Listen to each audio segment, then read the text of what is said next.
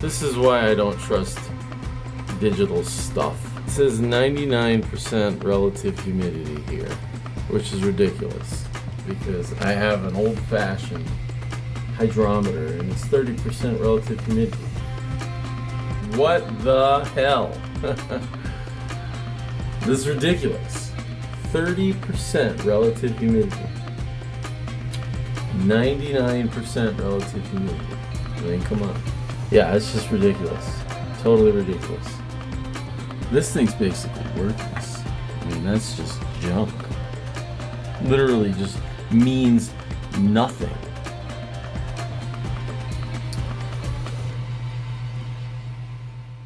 Still dialing in the fermenter. It got way too wet in the fermenter. And my leaves are pretty wet, which is not good. Some of them are dry, some of them are wet, so it's uneven, which is not cool. So I'm just hanging them out to dry for the night. The real sucky thing is the gauge. The digital hydrometer is just not such a reliable gauge. I have an analog gauge in there and a digital gauge, and at one point it was reading 20% relative humidity on the analog gauge and 99% on the digital. I was like, what? So then you overcompensate because, I don't know. Ugh.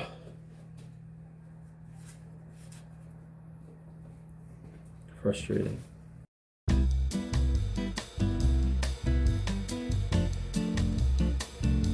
So let's talk about what went wrong. First things first, I'm a little embarrassed actually that I have to post this up on YouTube for the whole world to see. But I put the gauges inside the fermenter, which is ridiculous. That's really stupid. I have since corrected that. The digital gauges should not go inside the fermenter.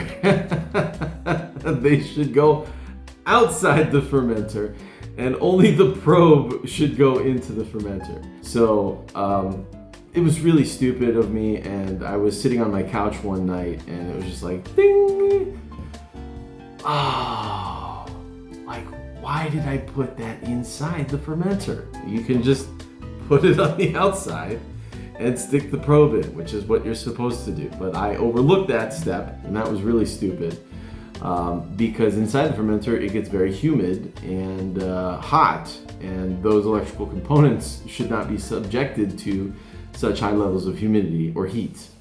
So that was stupid, and I learned very quickly not to do that, and I corrected it.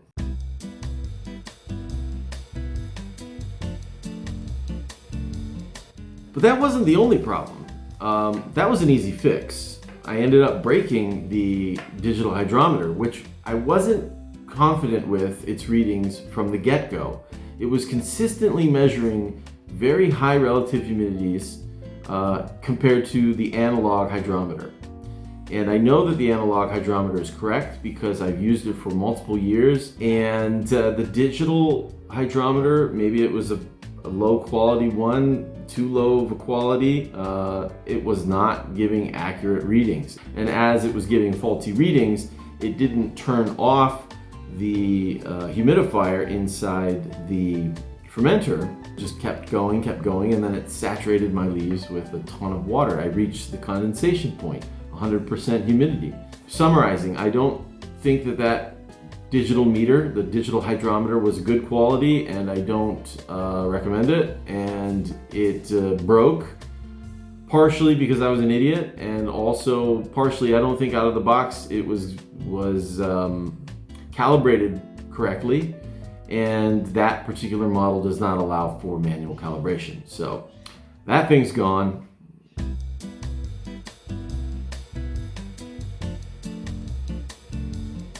But that's not it. That's not all of it.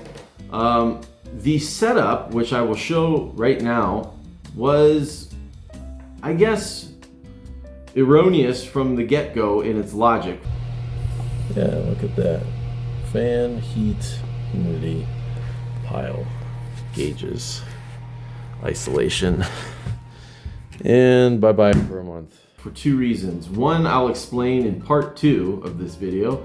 And the first one I'll just explain right now. which is the humidifier that I was using and the heater, the heating component that I was using, both have printed circuit boards inside of them. Those printed circuit boards started to present failures after a couple days of being subjected to the high humidity levels in the fermentation chamber. So, moral of the story, you can't put printed circuit board components inside a fermentation chamber. The humidity levels are too high, and if they don't fail after the first couple days, they almost will definitely fail within the first year.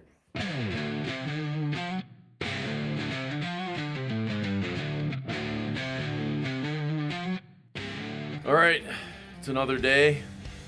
Let's take a look at how the fermenter's doing. I think we got it dialed in. Here is the fermenter. It's been running all night. It's been running all day. It goes 24/7 basically. The temperature is reading 40 degrees, 0.1 Celsius. We'll open up in a second and see what that is exactly in Fahrenheit. What we want is around 80% humidity and about 100 degrees Fahrenheit. Let's see what we got. Yeah, we're looking good. You can see we're at around 80% humidity. Let's see where we're at with the temperature. About 100 degrees. That's perfect. Let's see if we can get you guys. There it is, right there. 100 degrees, around 80% humidity. It's exactly what we want. You can see it's pretty moist in there. We're gonna take these guys out now and rotate them around. I've tried it the other way. Doesn't work. Screwed up my leaves pretty bad. Crockpot's the way to go. I've seen a lot of videos on YouTube talking about the crockpot solution in a chamber. That's the solution. Another thing, old crockpots, like I said, printed circuit board technology is a problem inside of a fermentation chamber. I went to the store, I looked for new crockpots. I didn't find any that would allow operation without the lid secure. So a lot of the modern ones, they make it so that it won't even turn on unless you put the lid on and secure the lid, which is obviously defeats the purpose of what we need here for fermentation. So yeah, if your grandma has an old crockpot, if your mom or dad has an old crockpot, or a relative has an old crockpot and they're not using it, go get it. Go get it. Save it, because you will probably need it if you intend to ferment tobacco at this scale. If you're doing a smaller scale, then get a smaller freezer. If you're doing even a smaller scale than that, get a smaller freezer. The crockpot situation will work perfectly. Why? Because the two variables are bound. So definitely do it. Definitely recommend it. Don't recommend doing what I tried previously, which is separating the two independent variables. So why do I not recommend the situation of trying to control two variables separately, temperature and humidity separately? One, I already explained. The printed board circuitry on modern electronics creates problems in highly humid environments. They're not designed to withstand 90% humidity. So that's a negative aspect for trying to control these two variables separately. All right, printed circuit board technology on modern equipment presents a problem inside the fermenting chamber. I learned that the hard way. Hopefully so you don't have to. Number two, perhaps the better reason. When the temperature of air increases, it increases the capacity for the air to hold moisture. Scientific principle. So as the air becomes warmer, it can hold more moisture. Right? That's the scientific principle. Now, what does that mean in practical terms? That means that as the air becomes hotter, if you're not inputting more moisture into the air, the relative humidity level is going to look lower. So let's just take a simple example. If I have 90 degrees Fahrenheit at 70% humidity, okay, and I raise from 90 degrees Fahrenheit to 100 degrees Fahrenheit, and I don't add any more moisture to the environment, that 70% humidity will drop to 60% humidity, for example. Okay? Why? Because the temperature increase from 90 degrees to 100 degrees Fahrenheit results in the air being able to hold more moisture. If more moisture is not added into the air, whatever moisture in there that was in the air becomes, in percentage terms, relatively less. So that's a drop in relative humidity. So as the temperature increases, you need to increase the input of moisture into the air to compensate, to maintain the same level. Does that make sense? As a result, when you try to control these two variables in the fermenting chamber separately, I had two devices in my fermentation chamber. I had a heating device, a source of heat, and I had a humidifier. So two separate variables with two separate controllers, a temperature controller and a humidity controller in the same environment. And it didn't work. Why?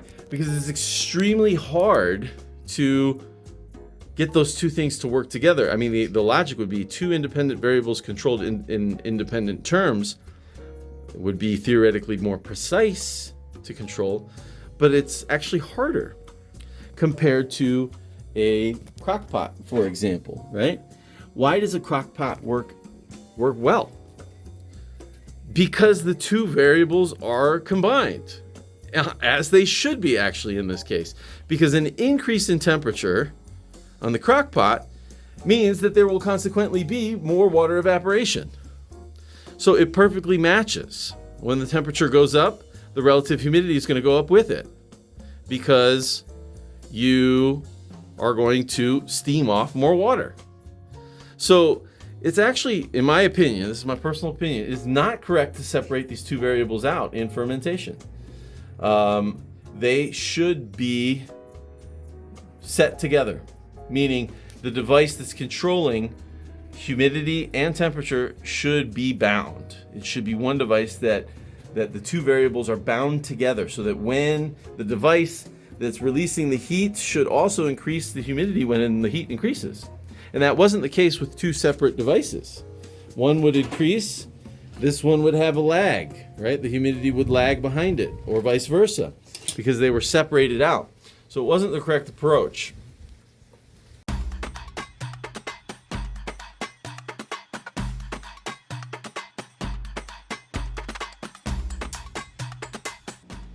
Okay, I'm going to grip them in a place where it feels like when I grip them that I'm going to have good control.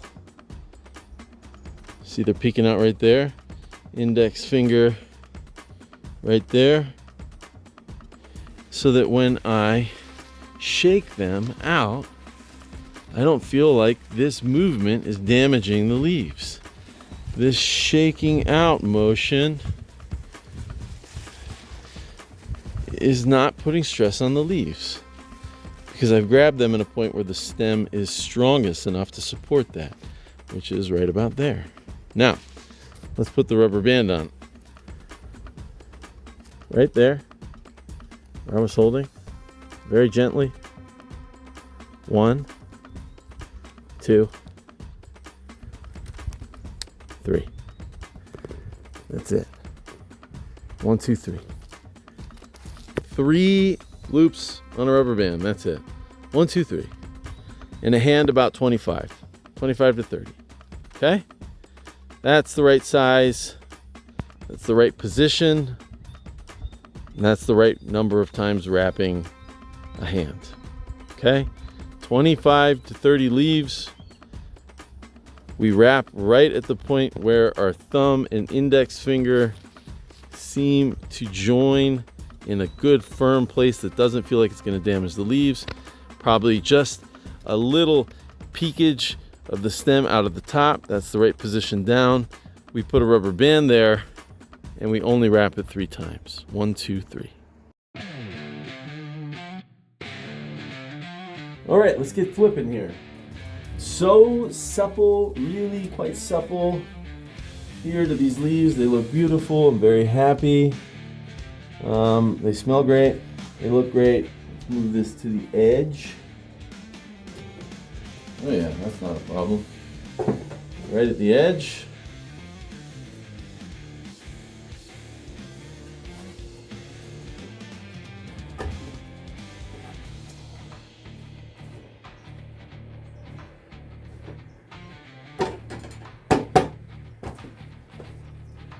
There's my little sandwich, my tobacco sandwich. And let's flip this guy.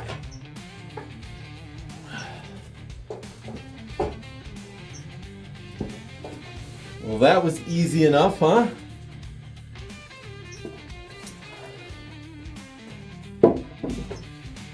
Now I know without a shadow of a doubt that what was on the top of the pile is now going to be at the bottom of the pile. So this is the top of the pile, and this is the bottom of the pile. Seems counterintuitive, because it is. As I draw from the top here, it goes into the bottom here. As I draw from the top here, it goes into the bottom here. So, whatever you do, just make sure you make your own logic for how to flip a pile. Now I'll put them the other way. So, for example, here, like that. Like that. Just moving across the pile right here.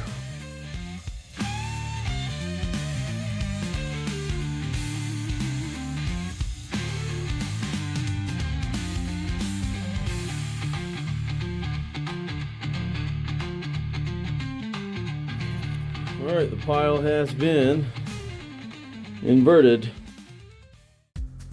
Alright, it's been about 12 hours since I made the video that you guys just watched. That was in the morning.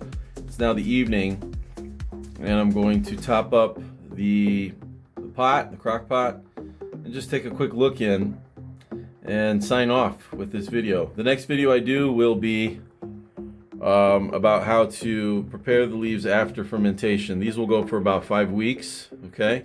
They will then, I'll press them a little bit to get the shape flat for storage. I'll destem them eventually, and then I'll put them into storage for a couple years.